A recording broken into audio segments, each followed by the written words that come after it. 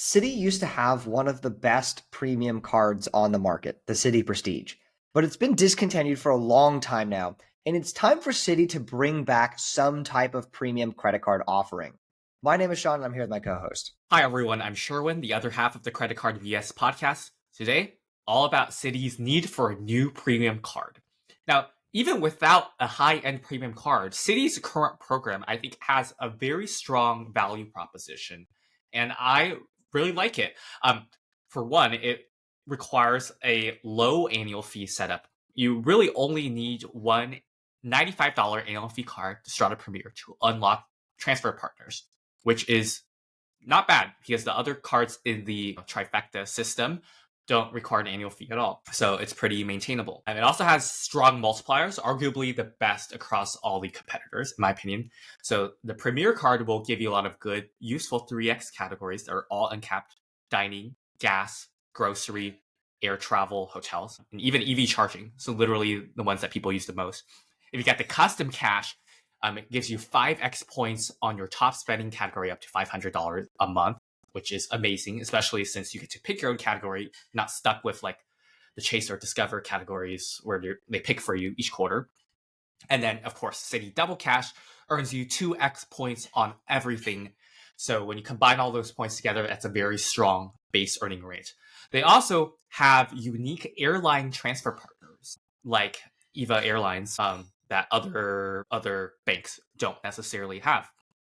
So I quite like their program. Sean, what's your take on their current program? Yeah, I agree. The multipliers are really good. I really do like that they have some of the unique transfer partners, like Choice at a 1-2 rate, like Eva, like Turk. I mean, I guess I used to like Turkish, not anymore, but yeah, I think it's really nice, especially Eva. They're like pretty much the only one that has Eva at a 1-1 rate, which is really interesting, actually. And so, yeah, I think their program is pretty interesting overall. But the problem, of course, is that getting sign-up bonuses isn't as easy as some of the other programs, like with UR. Yes, because other than the Citi Strata Premier, which is the only card with an annual fee in this setup, no other card has a meaningful bonus. Like usually the custom cash or double cash, you'll get 20,000 points, maybe 25,000 or 30,000 if you're lucky, if there's a limited time promotion. But, and you can only get the Premier bonus once every 4 years. So, it's very hard to rack up large numbers of points, unlike, Amex, which sends out a bunch of offers all the time, or Chase, or you can get a bunch of inks. So, it would be really nice if Citi introduced another card with an annual fee on the higher end, and that would allow us to get more points. So let's talk about the Citi Prestige card. So this card, as Sean mentioned, was discontinued a few years ago. To my knowledge, existing cardholders are still able to keep the card and use all of its benefits, which is awesome. So they did not nerf it for them, but it's not open to new applicants. The Prestige card was considered a very S tier OP card. It had a $495 annual fee, and get this, you get 5x points on dining and airfare, which is uncapped, which is quite unheard of in this day and age. I think 3x points on hotel and cruise. You get a $250 travel credit. It's pretty easy to use. Like any travel expense just comes off as a statement credit, which brings the effective annual fee down to $245. Sort of on par with the Sapphire Reserve now. It has priority pass, which many other cards have as well, but the Prestige came with, and still comes with if you have it, restaurant access, which is becoming less and less common. Global entry and TSA pre-check credit, of course. And Sean, you want to talk about the fourth night free benefit that they have for hotel bookings through their portal if you have the Prestige card? Yeah, I mean, it used to be so useful where you could have unlimited fourth night free bookings through their portal. So you'd book, 4 nights in their portal, fourth night free, unlimited. That's how it used to be back before. And that was ridiculous because people would just be like, okay, great. I'm on a business trip. Okay, company, my hotel is going to cost $500 a night for 4 nights. So that's $2,000. And they just book it on the Citi portal, but then they'd get reimbursed a quarter of that. And then they would just pocket the difference, right? So there's people that made thousands and thousands of dollars off of this card, which is ridiculous. Now they have capped it for people that still have to hold the card. It's twice a year you can use it, which is still actually a pretty valuable benefit, given that, right, if you're staying at a hotel that's, let's say, $500 a night, great, use that twice a year. Okay, I've just made $1,000 off of this card. The problem I have, of course, is that you have to book through their portal, and so you don't get like hotel benefits on top of it. Now, for Yeah. hotels, let's say, are like that are independent and don't have loyalty programs and all that, still could work out very nicely.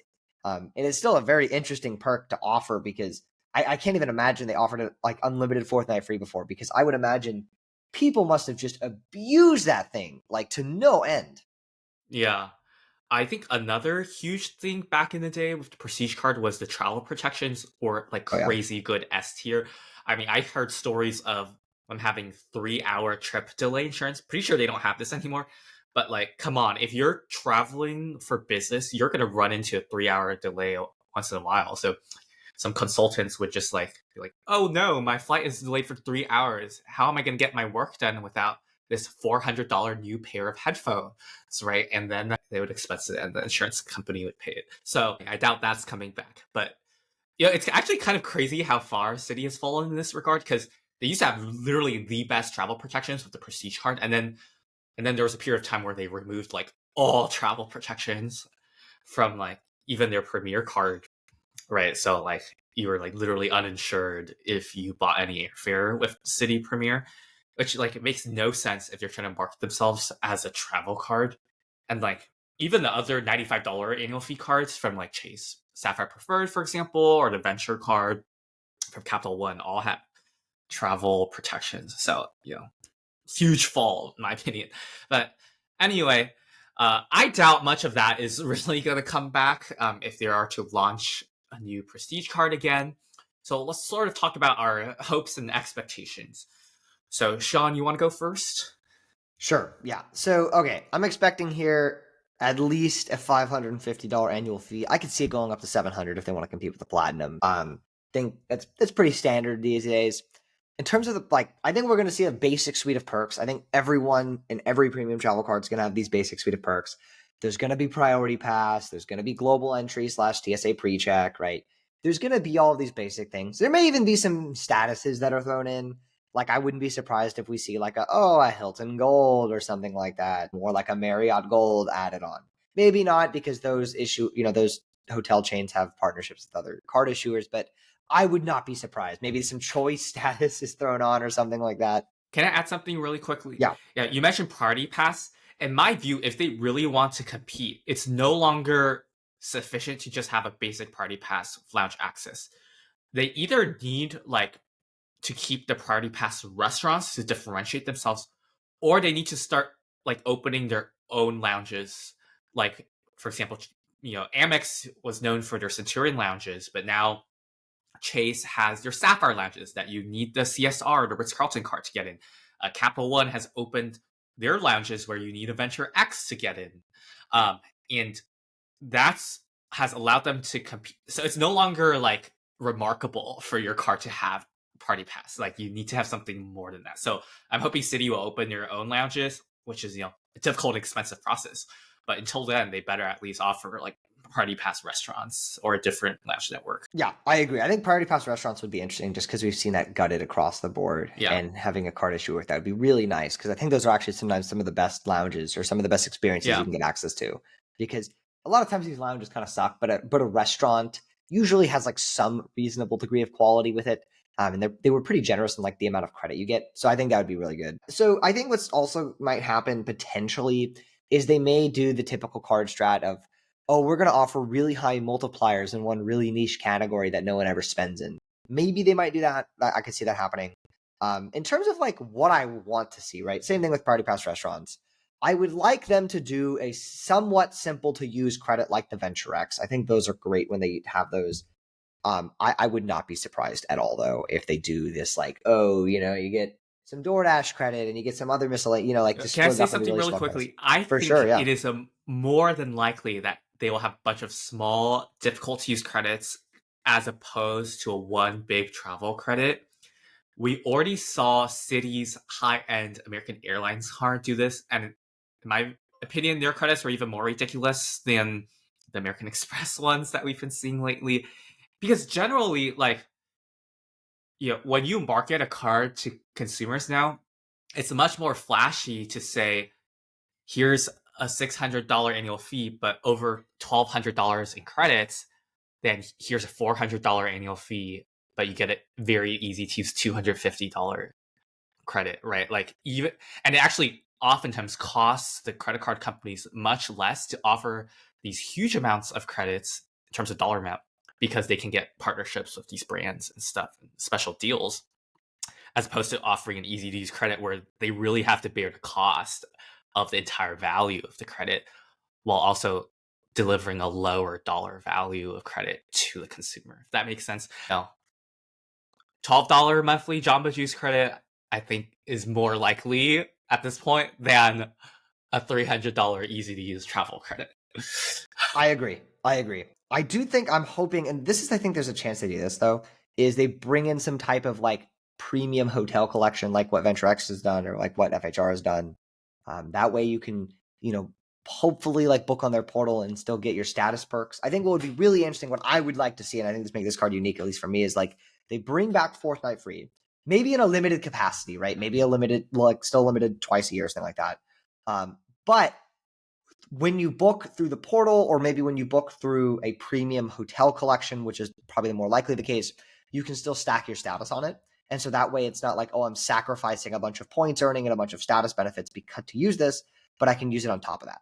That would make it really, really interesting to me. I think that'd be kind of the main thing I would want to see out of the card. But what are you hoping to see, Sherwin? This might be an unconventional ask, but I want better customer service from Citibank. If I'm paying $550 or more for premium travel card, that phone number on the back of the card better route me to a different set of representatives than their general customer service. If I started going off on the amount of time I've wasted in my life dealing with Citi customer service, this episode would be 45 minutes long. Okay, so like, I think I normally wouldn't ask this of issuers to have a separate line for the highest end card. Like given how bad, like genuinely mind-boggling bad Citi customer service is as a whole, like they need to have a different tier of customer service for this card. And it's not even unheard of. Like, for example, when I have the US Bank Altitude Reserve, their high-end card, which actually has a very low effective annual fee if you think about it. When I call that number on the back of the card, it redirects me to a different set of people, and I press the button, and someone picks up within 5 seconds and always knows what they're talking about. Like, Citi, you wait on hold for a god-awful amount of time. You get transferred to multiple departments. None of them have any idea what you're asking them for. So, I think they, like, if they don't want to keep losing customers, they need to fix this. Because there are literally tons of people on Reddit. They're like, I like Citi's transfer partners. I like their multipliers. I like their program. I will never get a card from them because of their customer service. So they need to fix that. Yeah, I agree. It is atrociously bad. And yeah, like especially once you've dealt with like good customer service, you realize how bad customer service is. And so I agree. Yeah. Like I think that would be a huge benefit. Yeah, I mean, if they're charging for a higher annual fee, they can't be cutting those costs, in my opinion. So what do you all think of this idea of Citi needing a premium card? Are there other perks or benefits that you think would be good, or things that you think we have missed? Please leave them down in the comments below. Also, if you enjoyed today's video, please like and subscribe. And if you're interested in opening any credit card, please consider using one of the links down in the description below. It greatly helps support us. And Sean, why don't you plug our completely free Discord? Yeah, so if you want to connect with an elite group of award travelers and credit card enthusiasts, check out the Travel Lane Discord group at the link in the description. You will learn a ton, I promise you. Thank you so much for watching, and we will see you next week.